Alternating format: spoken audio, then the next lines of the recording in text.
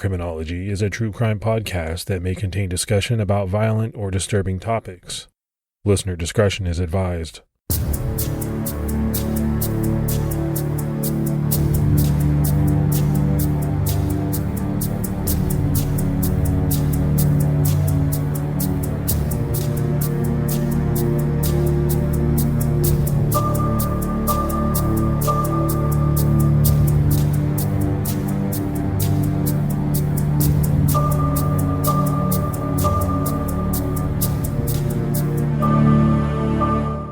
Everyone, and welcome to episode 270 of the Criminology podcast. I'm Mike Ferguson.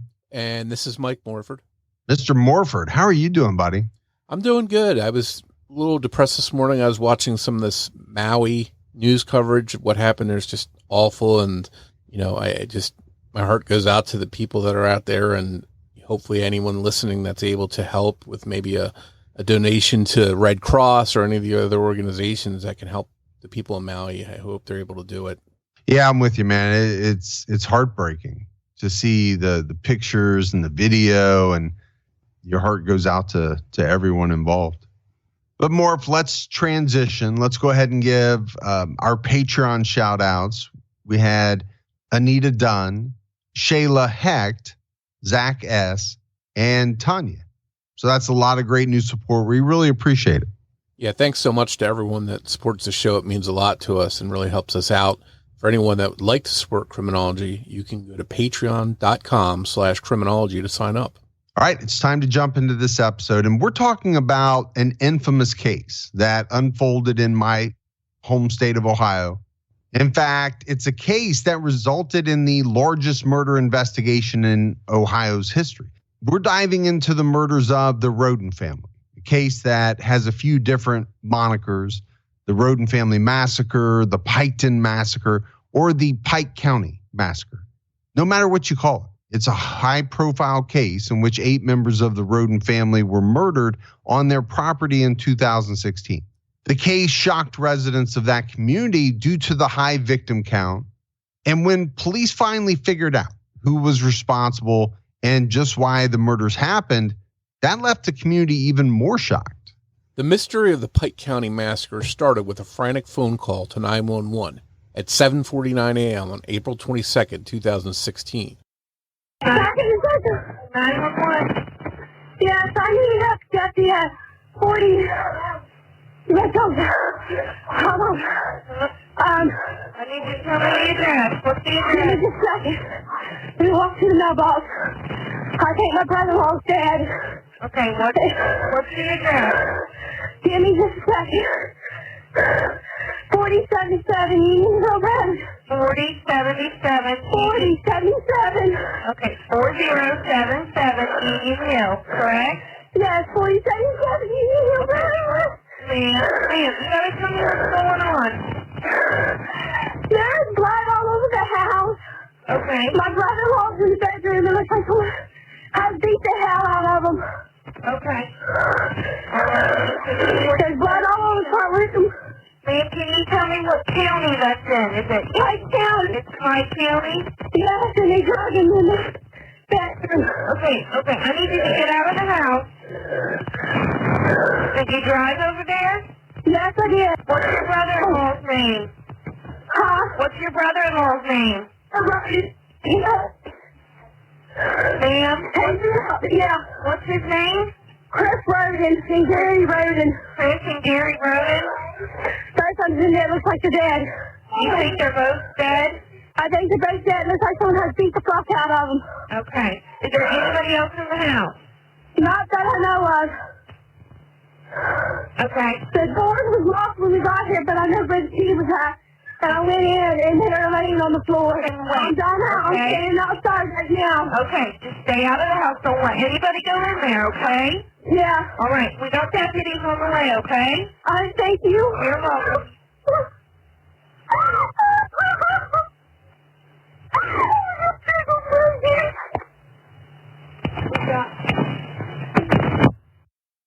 That call you just heard was made from Bobby Joe Manley. It's hard to understand her in that call, but she said, "I think my brother-in-law is dead. There's blood all over the house." She went on to say, "My brother-in-law is in the bedroom. and it's like someone had beat the hell out of him. Bobby Jo had gone to the property with her older brother James and used her key to let herself into the trailer located at 4199 Union Hill Road in the village of Piketon in Pike County. This is a community of just over 2,000 people in south central Ohio. She was going there to feed the animals on the property, but it was immediately obvious to her that something was wrong. Her former brother-in-law, Chris Rhoden Sr., and his cousin, 38-year-old Gary Rhoden, were both dead inside his trailer, and as she described, there was blood all over. It was a gruesome scene.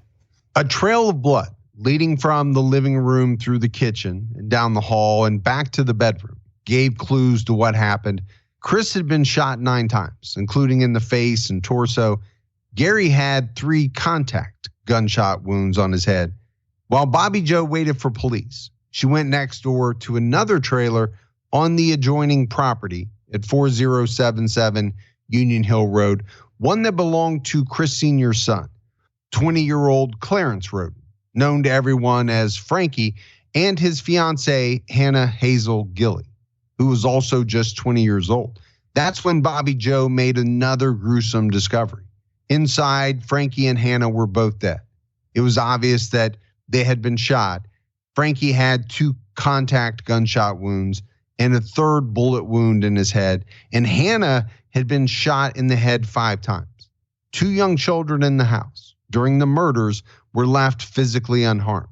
Frankie's 3-year-old son was still alive, and so was the baby boy he and Hannah had just 6 months earlier, though he was covered in blood. Authorities believe that Hannah was nursing the infant at the time she was ambushed and murdered. These 2 properties were so close. They were linked by a grass path you could walk from one to the other on. So Morf, let's just talk about what Bobby Jo has seen so far. I mean, these are 2 very, very gruesome crime scenes. Family members dead, 2 young children alive, 1 left covered in blood. It's unbelievable. Yeah, it sounds like something out of a horror movie. In fact, there's a scene that's very similar that's out of the TV show Dexter, in which a baby witnesses a murder and covered in blood, and that has lifelong effects on him. And it's actually the main character, Dexter. So you have to wonder, although this baby's young, is that going to leave some mark on them mentally, and are they going to remember bits and pieces of what happened to his mom? Yeah, you don't know at 6 months, but obviously this is not a good thing. Bobby Jo's brother, James, checked a 3rd trailer near the others. This trailer was located at 3122 Union Hill Road. There he found a 3rd crime scene. Inside were Dana Rhoden, who was Chris Rhoden Sr.'s ex-wife, and her 2 children, 19-year-old Hannah Mae Rhoden, not to be confused with Hannah Gilly, and 16-year-old Chris Rhoden Jr., the siblings of Frankie, who they had already found dead. They had all been murdered. Dana had been shot in the head 5 times, Christopher Jr. 4 times, and Hannah twice.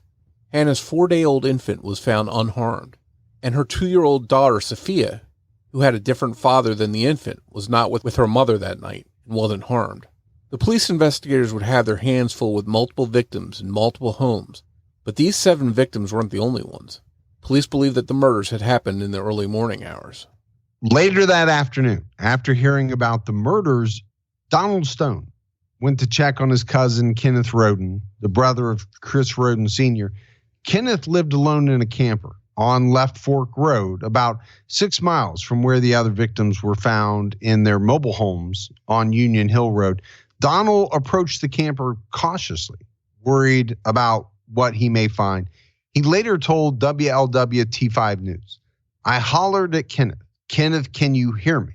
Following his instincts, he told a family member that was with him not to follow him, knowing that there would be something awful waiting for them. He said, "I walked up to the foot of the bed. I raised my head up and I looked. I saw blood in his eyes, and I knew then he was dead." It was at 1:26 p.m. when Donald called 911.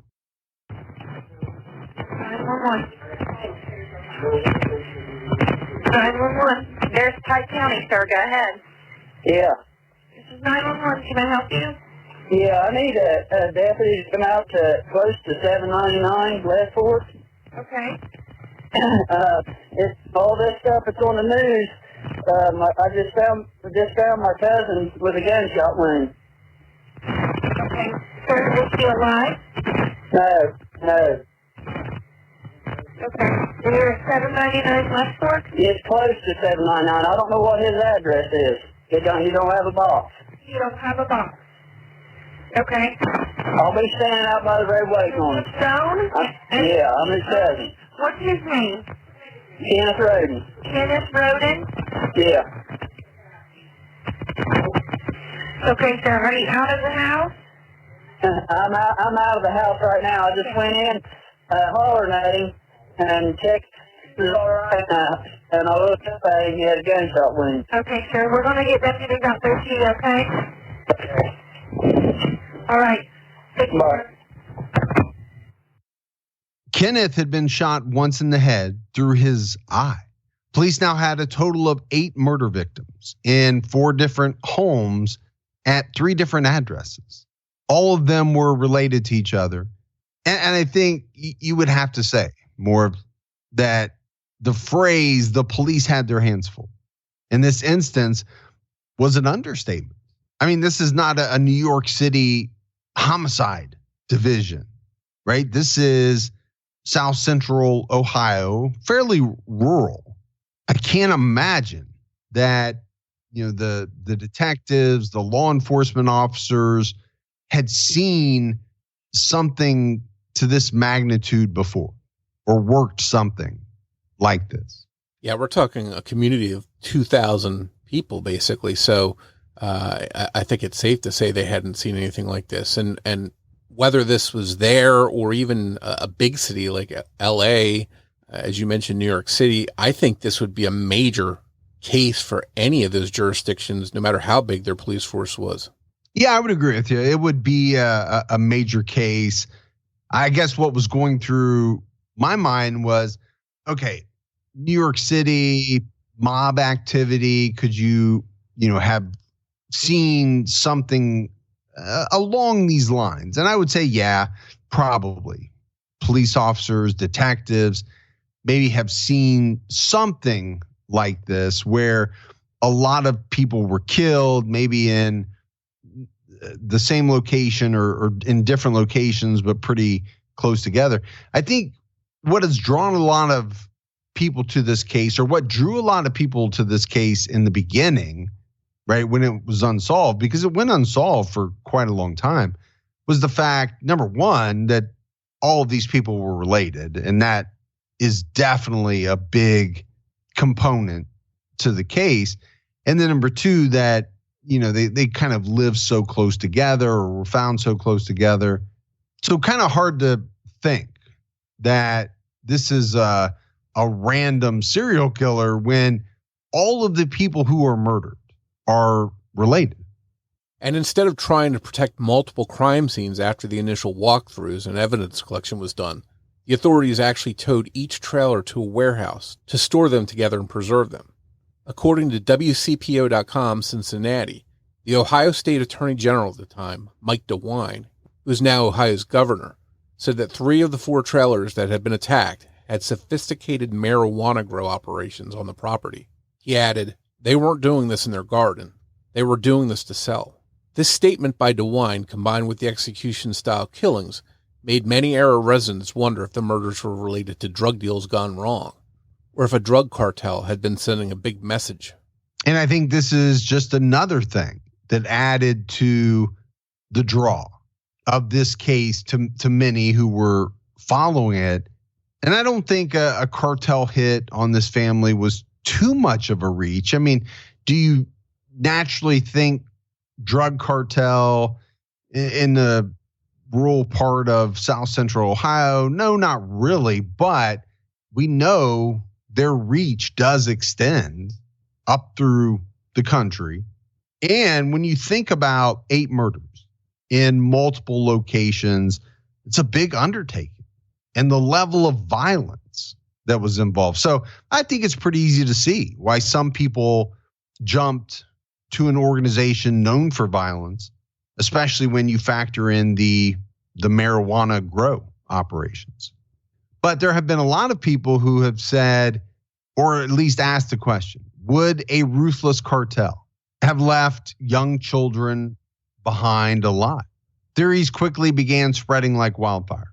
If the Rhodens hadn't ripped anyone off for product, maybe they had fired someone who helped them, or maybe the cartel felt that the Rhodens were encroaching on their operations in the area.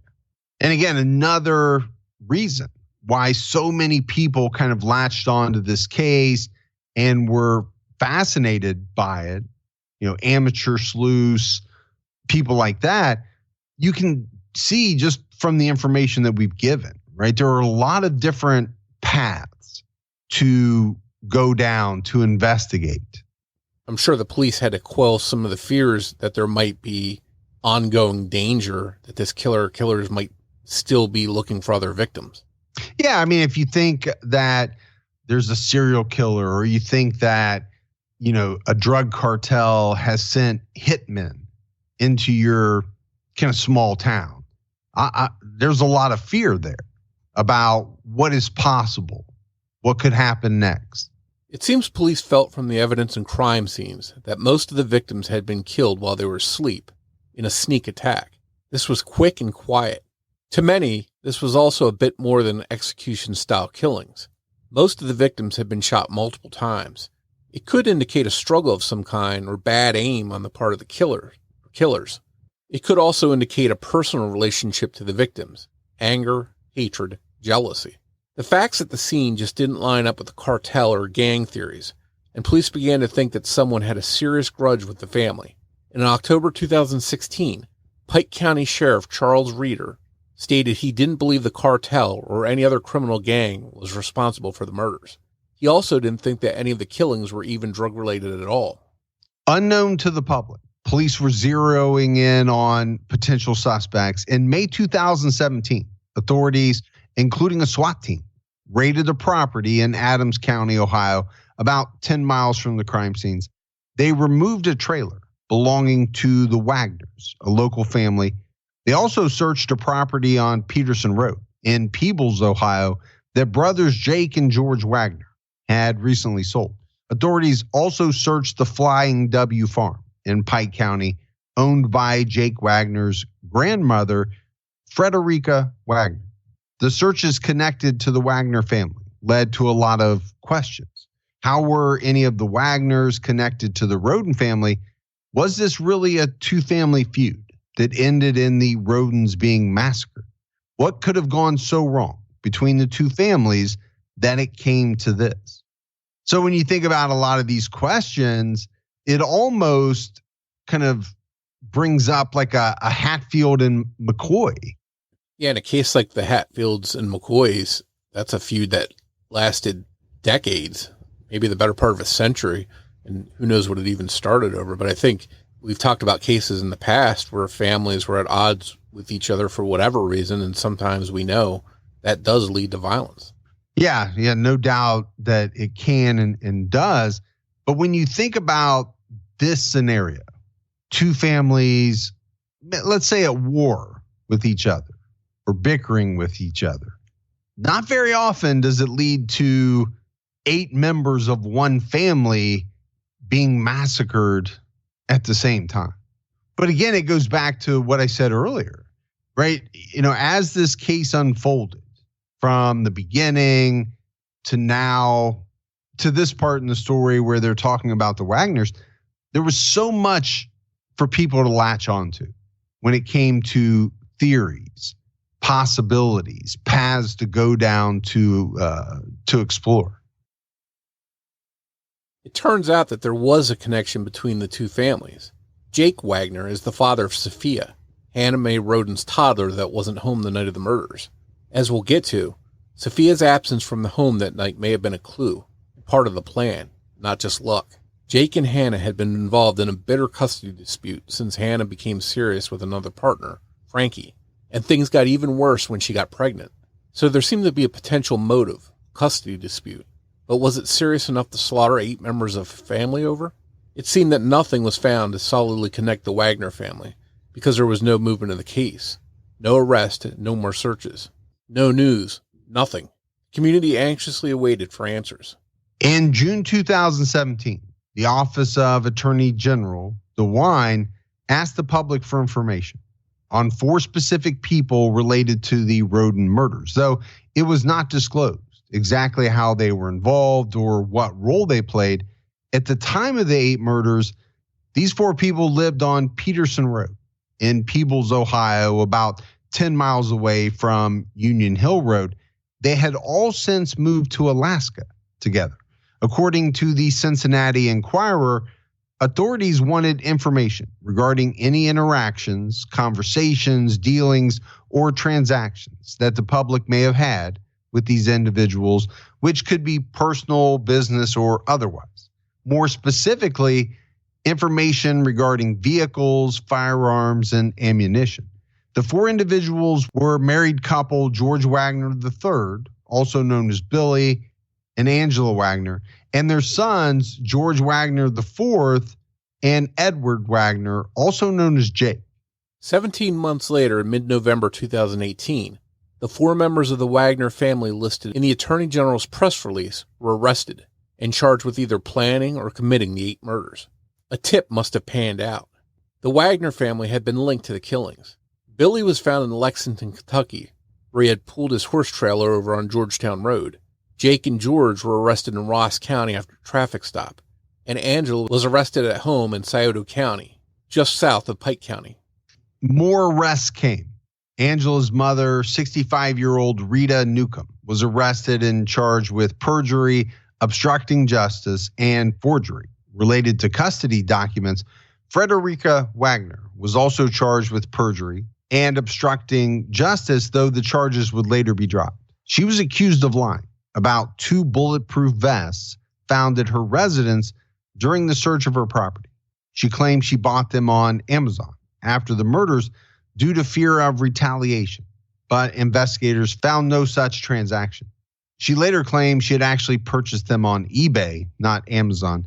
Since she had already been charged, a thorough investigation into her internet usage and eBay transactions would not have been complete before the speedy trial limit was up. Rita Newcomb took a plea deal and pleaded guilty to obstructing official business, and the obstruction and perjury charges were dropped in exchange for her cooperation in the investigation. So I think there's a couple of things we have to break down here. The first thing that jumps out to me is just how many people in the kind of a Wagner family, we'll call it, were thought to have been involved in some way or another in these murders. I mean, there's a lot of people, but is that surprising? You know, as we'll probably talk about later on in the episode, what does it take to pull off 8 murders at multiple locations at essentially the same time? You're going to need quite a few people to pull that off. And then the second thing that jumped out at me was, you know, the purchase of these bulletproof vests. I don't know how big of a deal it was in the grand scheme of things, but it jumped out at me that she said Amazon. Now, I know you can buy a lot of things on Amazon, but can you really buy a bulletproof vest on Amazon? I would be surprised. Maybe I shouldn't be. Now, eBay's a different story. Yeah, either way, though, you think they'd be able to track her purchases at some point, and she'd get caught if she was lying about that. But my takeaway from all this is, with so many people of this family involved in these murders, any one of them at some point could have said, hey, stop. You're not making sense here. We cannot do this. There were, several people that could have spoke up and put the brakes on this and said, we need to come to our senses here. This is not something we can do. My family, they call me up and say, hey, I need help moving this weekend. Can you give me a hand? Sure, absolutely. I'll bring my truck. But calling me up to do some murders, I draw the line, and it's very crazy to me that none of these family members said, hey, we can't do this. This is way over the top. Yeah, I think it's a great point you're making. In a lot of the cases that we do, it doesn't surprise me. Maybe it should, that a lone person, let's say a serial killer, is able to justify to themselves what they're doing. But when you start talking about, 3, 4, 5, 6, 7, 8 different people being involved in a murder or a series of murders, well, that adds a different layer to it. That means that a lot of people had to agree with an idea that most of us can't even fathom going through with, let alone sitting around discussing it, planning it, thinking, yep, this is a good idea. This is what we should do. That always strikes me as odd that a lot of people can agree to something like this. And here you have not just strangers, criminals, you have family members. On April 22nd, 2021, exactly 5 years after the bodies of the 8 victims were discovered, Jake Wagner pleaded guilty to all of the murders. He also pleaded guilty to felony conspiracy, aggravated burglary, unlawful possession of a dangerous ordinance, tampering with evidence, forgery, unauthorized use of property, interception of wire and oral communications, and obstruction of justice. He was also charged with engaging in a pattern of corrupt activity and unlawful sexual conduct with a minor. These final charges were because Hannah Mae Rhoden was just 13 years old when their relationship began. She gave birth to their daughter when she was still a minor at age 15. And I think we see this a lot, right? They're tacking on top of, murder, a whole bunch of other charges. And that's very normal. We see that all the time. But then when you look at this unlawful sexual conduct charge and the age of Hannah Mae Rhoden, oh man, that just makes me sick. George Wagner, the force attorney, John Parker, said to Fox 19 News, the state made a deal with the devil, basically referring to a plea deal between Jake Wagner, George's brother, and the prosecution. Parker went on to say, he's the person that is most responsible for this. He's the actual killer. He's the actual shooter. He's the one that snuck into these homes in the middle of the night and shot the victims in the head. All right. But the plea deal actually looked out for the whole Wagner family. If Jake testified truthfully and disclosed what happened that night, none of them would be sentenced to death. Special Prosecutor Angela Canepa told Fox 19, unfortunately, there's more than one devil in this case, and that is all 4 of the individuals who are charged in this matter. Defense attorney John Parker wanted Judge Randy Daring to dismiss the 8 charges of murder George was facing since George's brother had confessed to all the killings. Parker added, our client didn't shoot anybody. Judge Daring denied the motion and the charges stood. So I think it's clear what George's defense attorney is trying to do, right? He's saying Jake is the one that actually killed everyone. He's the shooter. He's the one that snuck into these people's homes and shot them in the head. Why is my client George being charged with the 8 murders? But the judge, wasn't buying it. And as we'll, get into later, and as we've talked about in many episodes, the mere fact that you're not the one who pulls the trigger does not mean that you can't be charged with murder, convicted of murder. We see that all the time. You can be involved in the planning. You can be the mastermind. You can be the person that sets the whole thing up, but you don't actually pull the trigger. Well, you're still just as culpable. Yeah, there are countless cases like that where someone that actually didn't commit the murders helped plan them and was held equally responsible. Charles Manson comes to mind. So we know that does happen. And I know the defense attorney's job is to get their client off on as many charges as they can. So he's trying to get these things thrown out, but he's also has to know that the judge isn't just going to throw out these charges if there's clear evidence that the other family members are involved in the planning and execution. Yeah, I think defense attorneys pretty much know that, but it doesn't mean that they're not going to try, because at some point, wouldn't they be derelict in their duty if they didn't do this, this, and this, even if they don't necessarily believe it's going to work. They have to try it. The amount of planning that went into the murders makes it clear that the Wagner family had one mission, and they worked for months to find the perfect way to accomplish it. The family had been stalking Hannah Rhoden on Facebook, looking for ways to either convince her to give up her custody or find some sort of behavior they could use to get CPS involved with the custody. In one Facebook post, Hannah posted that she would absolutely never, under any circumstances, sign an agreement the Wagners had tried to force her to sign. The paperwork they had prepared gave Jake custody of Sophia. Hannah wrote of the paperwork, "They'll have to kill me first." At some point, the Wagners must have realized they'd have to do just that, kill Hannah and the rest of the Rhoden family. Because 4 months after that post, Hannah and 7 other members of the Rhoden family were killed. A forged document stated that in the event of Hannah's death, Jake would become Sophia's legal guardian, and that if anything happened to him, the Wagners would take care of Sophia. The document, dated just 19 days before the murders, had Rita Newcomb's signature on it, but she never signed it. Someone had forged her signature, but to try and protect her family members, she initially claimed that the signature was authentic. As of October 2022, Rita hadn't been sentenced for her role in obstructing official business. She was originally on house arrest and faced the maximum sentence of 90 days in jail. The Wagners had carefully planned out the murders and how to get away with them. They bought new shoes to wear following the murders, threw out their old shoes so that any shoe prints in the blood would not match any of their shoes.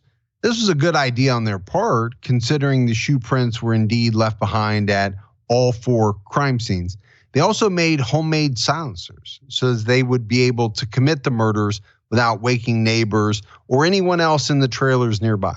The Wagners' property on Peterson Road showed evidence of planning and testing. Hundreds of gun shell casings fired by the same weapon used in some of the killings were found on the property and in trucks and trailers used by the family for storage. The trucks and trailers had been parked off State Route 41 while the family was in Alaska. They had even purchased a brass catcher to try and prevent authorities from being able to link any casings to the murder weapon. One of the final touches were cell phone jammers bought by the Wagners. If any of the victims happened to wake up or be awake when the Wagners arrived or managed to flee during the attack, they wouldn't be able to use their cell phones to call for help due to the jamming devices. They also bought ski masks at Walmart to hide their faces, just in case any of them were seen that night. Jake Wagner admitted that a Walther Colt 1911 .22 caliber pistol, an SKS rifle, and a .40 caliber Glock were used in the murders. He and George used a grinding tool to cut the guns in half and melted the firing pins and serial numbers with a torch. The pieces were buried in a duffel bag under a barn on their property. To better hide the evidence, concrete anchors were made. The pieces of the weapons were dug back up and placed into 5-gallon buckets filled with cement. One of Jake's hunting knives, which he used to try and pry open the door of one of the locked trailers, was also placed into one of these homemade anchors. Jake and George gave these buckets to their grandfather, who used them on the lake at Flying W Farms. Jake Wagner also admitted that they had burned a lot of the evidence from that night, including their clothes and shoes, the victims' cell phones, shell casings, and a DVR stolen from Chris Rhoden's grow house. The items were placed into a fire in a metal trough, and the ashes were then poured into the dumpster at their Peterson Road house. As Special Prosecutor Angela Canepa said, Hannah's crime was not returning the love of Jake Wagner. It might make sense to kill potential witnesses in the same trailer. But what's not clear is why the Wagners felt the need to kill members of the Rhoden family that were in other trailers, one of which was miles away. In the end, the Wagners killed Hannah Mae Rhoden, as well as both of her parents, her fiance, both of her brothers, and 2 of her uncles. More details of the Wagner plan were revealed. Instead of sneaking to Chris Rhoden's house, Billy set up a fake drug deal. Jake and George hid in the car and later rushed in. They had beaten Chris, just like Bobby Joe described in her frantic 911 call. This is why there had been a trail of blood at that scene, but not at the others. At Jake Wagner's plea hearing, Mike DeWine said, "I want to thank the family for staying with us. It's not easy when investigators can't tell you anything, and they just have to sort of trust you. It took years, but investigators left no stone unturned. They took no chances, and they built the strongest case they could before they moved in on the family that they believed had committed the murders. This seems like a case where authorities could have gone after one perpetrator sooner, but risked being unable to build a strong enough case against each of the other suspects. It was a long wait for both the Rhoden family and investigators working the case. Arresting one suspect in the family may have allowed other family members to hide or get rid of evidence. And this case did take, quite a number of years to solve. I remember, Gibby and I did this case on True Crime All the Time Unsolved years ago. And even back then, the Wagner family was at the heart of it. Now, it wasn't known for sure that they were all involved in the killings, but I remember us talking about it, that they were, even back at that time, major persons of interest. And I think to many, it was thought that they were involved. But I want to go back and kind of talk through some of the things that the family did. There was some real planning involved before these murders took place.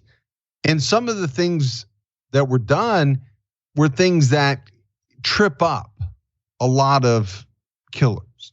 Throwing out their old shoes, buying new shoes, making sure that any shoe prints wouldn't match shoes that they had in their house, making homemade silencers. And then, the one that really jumped out at me was the cell phone jammers. First of all, I didn't even know that was a thing that could be purchased by Joe Q Public. I just thought that was things that you saw in movies or had to be something that only the government would have or something like that. But just think about, a lot of people keep their cell phones by their bed for good reason. In case something happens, they can quickly, call. But if you had something that prevented those cell phones from being used, well, then you minimize the risk. Yeah, their level of preparedness is clear to see here. Even earlier when we mentioned buying bulletproof vests, it seems like they wanted to protect themselves just in case the Rhodens defended themselves and maybe shot back at them. So they were prepared, and they thought of a lot of different things that they'd need to be worried about. And then to go through the lengths of hiding it and getting rid of it and trying to distance themselves from that evidence, I think that's pretty clear here too. Going as far as to make cement anchors with parts of the weapons in them and burning stuff in the trough to get rid of it. It's pretty clear they tried to cover up as much as they could. Yeah, I truly believe that. I mean, you and I have covered enough cases where we see people do things that just don't make sense, right? That lead them to getting caught. They don't think things out. I don't think you can say that about the Wagners. Now, I'm not praising them, obviously, and it's a great thing that they ultimately did figure it out. But you would have to say they were fairly smart about some of the things that they did, which could have, thankfully didn't, but could have allowed them to get away with these really heinous murders. Yeah, and I wonder if part of that is because there was a group of them that sat around planning this, and they all sort of brainstormed, well, what about this? And one person might have said, well, you need to worry about that.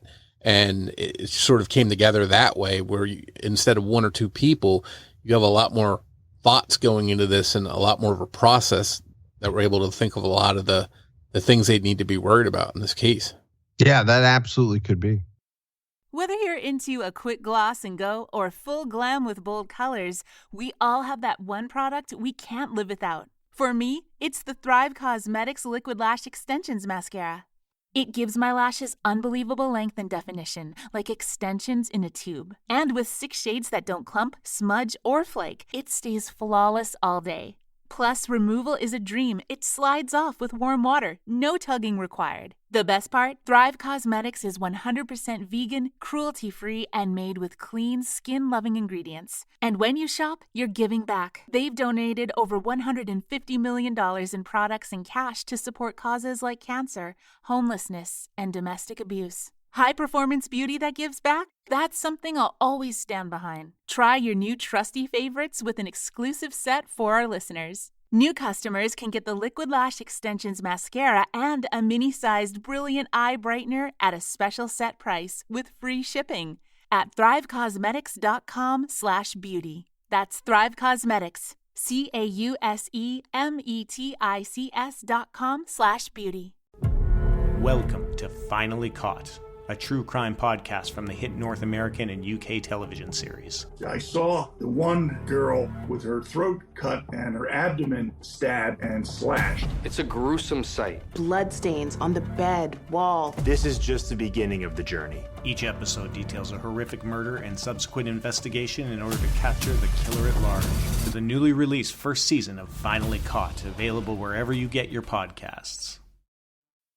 In September 2021, Angela Wagner, who by that time was 50 years old, also took a plea deal in exchange for pleading guilty to conspiracy to commit aggravated murder, burglary, and evidence tampering, as well as cooperating by testifying against the other members of the family who were arrested. Prosecutors dropped all 8 aggravated murder charges against her. She admitted to buying the 2 pairs of shoes from Walmart for her sons to use when they committed the murders. Ohio Bureau of Criminal Investigation agents confirmed that Angela was on surveillance footage buying the shoes a few days before the killings. The 2 pairs were nearly identical, just a half a size difference between them.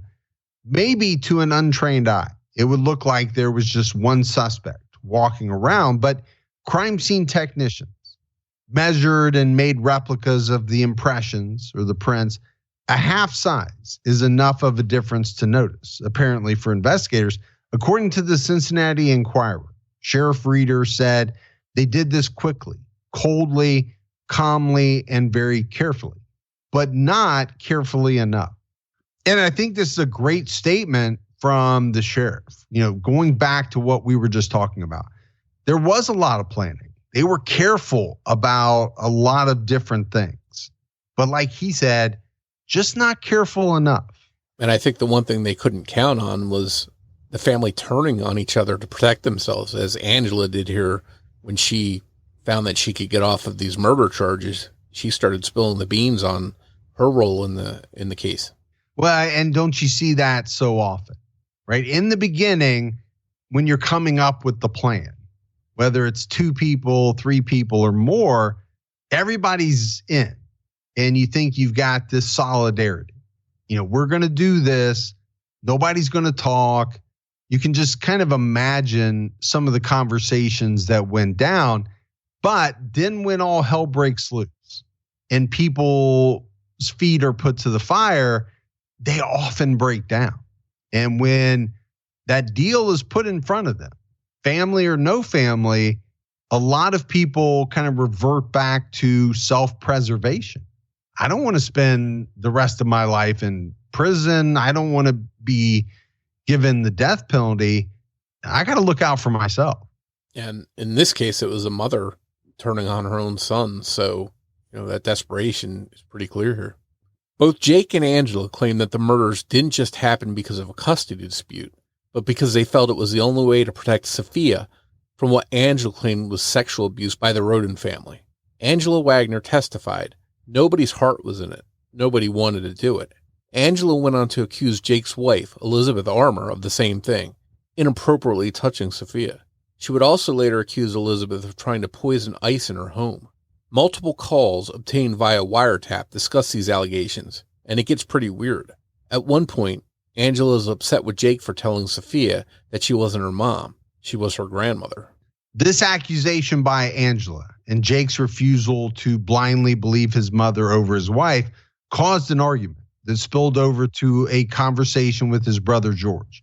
This argument was also caught via wiretap, and included George yelling at Jake about whether he would trust Beth to watch Sophia when they were all sent to the electric chair, meaning when they were caught and sentenced to death.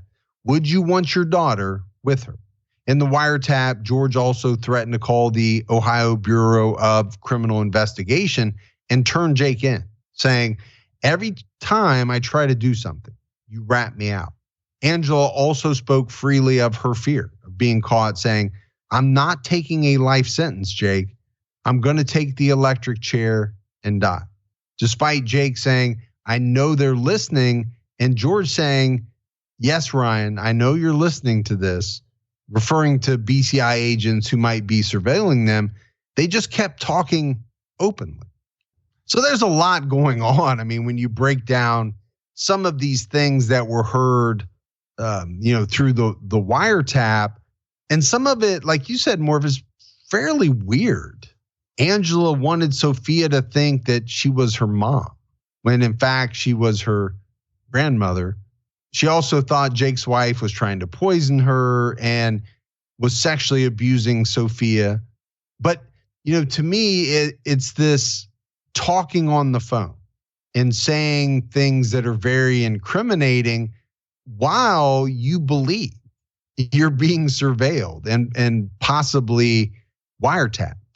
We talked about all the planning they did to try to get away with this, and this kind of seems to be at odds with all of this. This is very carefree, and that's not the right word. What am I thinking of?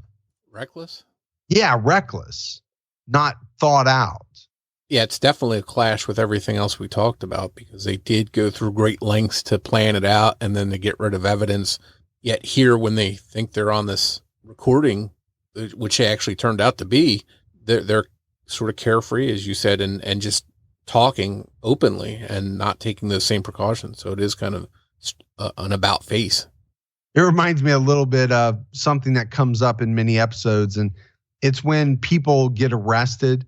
They're in jail, they're talking on the phone, and there's a huge sign that says these phone calls are recorded, but yet they say a bunch of incriminating things. I never understand that. George was also overheard on a wiretap call telling Angela that they needed to work on exposing the corruption in the Pike County Sheriff's Office and the BCI, the very agencies that were publicly investigating them. Proof of corruption and crimes by law enforcement agents there goes back at least to 2008, and in May 2021, the investigation into the Rhoden murders was almost shaken up, when Sheriff Reeder was sentenced to 3 years in prison after pleading guilty to theft in office, tampering with evidence, and conflict of interest for using his position to get a new car. He was one of multiple officers accused of corruption in Pike County. Christopher Rhoden Sr.'s brother, Tony Rhoden Sr., has filed a wrongful death suit against Billy Wagner, Angela Wagner, George Wagner, and Jake Wagner, Rita Newcomb, Frederica Wagner, and two unnamed individuals. Frederica has asked to be released from the lawsuit because she was not involved in the planning or commission of the murders and didn't know that the murder weapons were in buckets in her lake. In September 2022, George Wagner IV became the first of the two family members who would stand trial. His mother and brother had both taken plea deals, but he and his father, Billy, both maintained their innocence and pleaded not guilty. Over 3 long months of testimony, attorney Richard Nash tried to use the plea agreements to George's advantage, telling the jury they have nothing on George. Despite multiple messy crime scenes, Nash claimed that there was no forensic evidence linking George to the crime, saying, "There's no physical evidence George was at any of those murder scenes. There's no DNA. There's no prints." Special Prosecutor Angela Canepa was clear that George had helped plan the murders, saying, "This is not guilt by association. This is guilt by participation." George also claimed that he was home asleep when his parents and his brother committed the murders, saying he only learned about what happened in a phone call after the fact. But Jake and Angela had both testified that he was with them at each of the crime scenes. Jake even testified that the plan was for George to shoot Chris Rhoden Sr., but he couldn't do it and froze up, forcing Jake to be the one to kill Chris.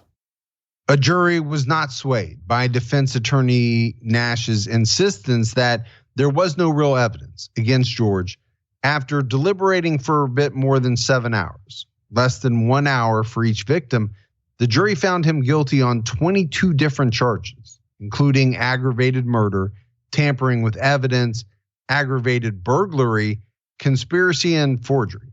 Judge Deering handed down 8 consecutive life sentences for the murders of the 8 members of the Rhoden family, as well as an additional 121 years for the other charges.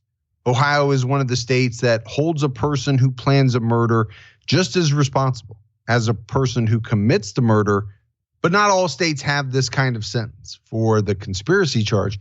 Though he would be behind bars for the rest of his life, the removal of the death penalty was just another cruel blow for the rest of the Rhoden family. Apparently, they wanted the Wagners put to death. Hannah Gilley's aunt said in her victim impact statement, they don't want the death penalty. They don't want to die. How ironic is that? Hannah's mother, Andrea Shoemaker, made it clear in her victim impact statement that there were more than 8 victims in this massacre, saying, my grandson was made an orphan in one night, adding that her father mourned himself to death. The mother of Frankie's son was left to try to fill his father's shoes and try to make her child feel safe in the world, even though his own home was not a safe place. The 10-year-old, who was only 3 when the massacre happened, wrote, I've been scared since that night, knowing bad guys came into my house while I was sleeping.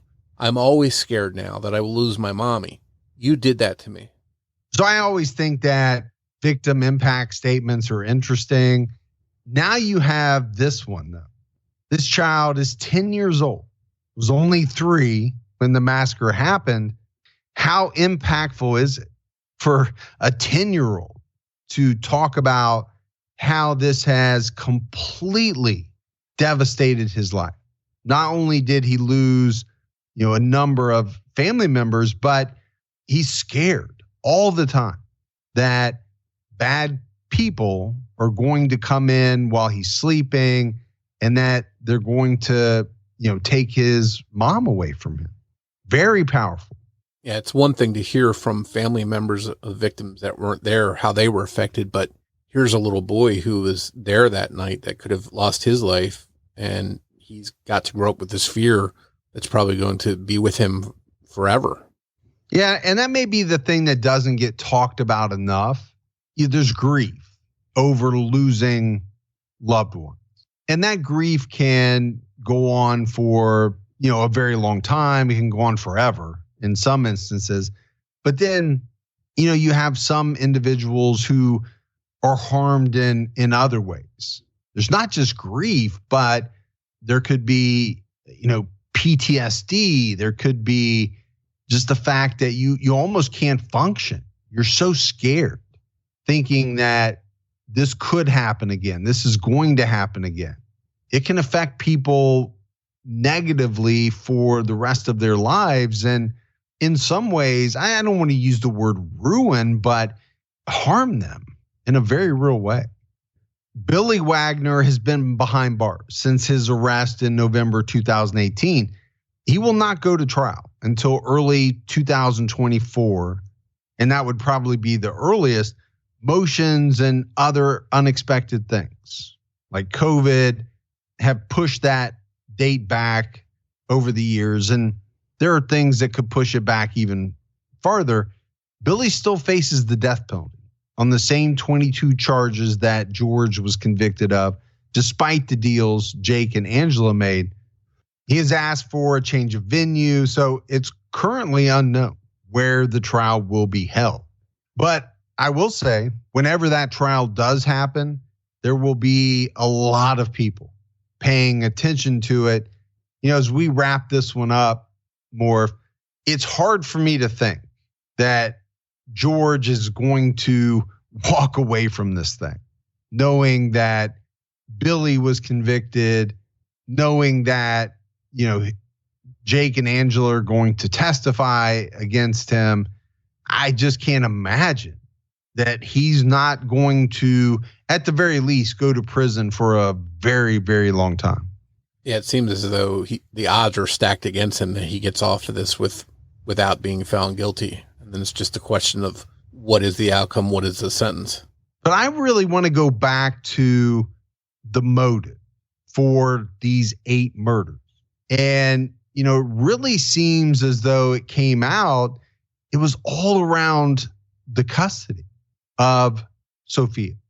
So as we kind of talked about earlier, at some point in time, and maybe over an extended period of time, members of the Wagner family sat around talking about their problem and talking about possible solutions. And what they came up with was that in order to get Sophia, they had to murder 8 members of the Rhoden family. I mean, that just boggles my mind to think about a family sitting around and coming to that conclusion, and so many different people saying, oh yeah, that's it. That's what we got to do. I agree. The ironic thing is this was all over custody of Sophia, but at the end of the day, not only do they not have custody of Sophia, but they're in prison probably for the rest of their lives, and they're going to die there most likely. So just, it makes no sense that the plan here, what were they thinking? Well, my thought is they were thinking they would get away with it, right? Isn't that what most criminals think? They don't go into it thinking, well, we'll probably get caught. If they did, they wouldn't do it. But, it's back to my theory that people think they're smarter than what they are. They think they're smarter than the police. They think they can plan it well enough that the police will never put them together.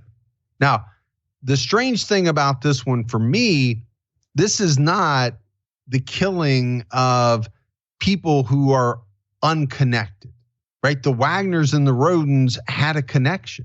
And so I don't think it was that hard for them to at least be potential suspects. You have this custody issue. Now, like you said, it took them a long time to put everything together, and they probably took their time to make sure that their cases were as airtight as they could make them. But for all the planning that the Wagners went through, I don't know how they couldn't have thought that they were at least going to be on the radar just due to the custody situation. Yeah, the tragic thing here is at the end of the day, you have 2 families that have been affected in such dramatic ways. One family, they're all in prison, most likely for the rest of their lives. The other family lost their lives. So just a terrible situation all the way around. And this community saw 2 families just taken and not there anymore. But there's a couple of things that are for sure. The first is that so many people are watching, keeping track of this case. And the other is that, they'll continue to do so because Billy's yet to go on trial. It's just a case that has captured the attention of so many people. And for good reason. There's a number of very, just interesting facets to this case. It's tragic all the way around. But that's it for our episode on the Rhoden family murders. If you love the show, you haven't done so yet, go out, give us a 5-star rating. You can leave a review. Keep telling your friends. Word of mouth about the podcast really goes a long way. If you want to find us on social media, we're on Twitter with the handle @CriminologyPod. You can also find us on Facebook by going to facebook.com/criminologypodcast. And you can join our Facebook discussion group, Criminology Podcast Discussion and Fans. So that's it for another episode of Criminology. But Morf and I will be back with all of you next Saturday night with a brand new episode. So until then, for Mike and Morf, we'll talk to you next week. Take care, everyone.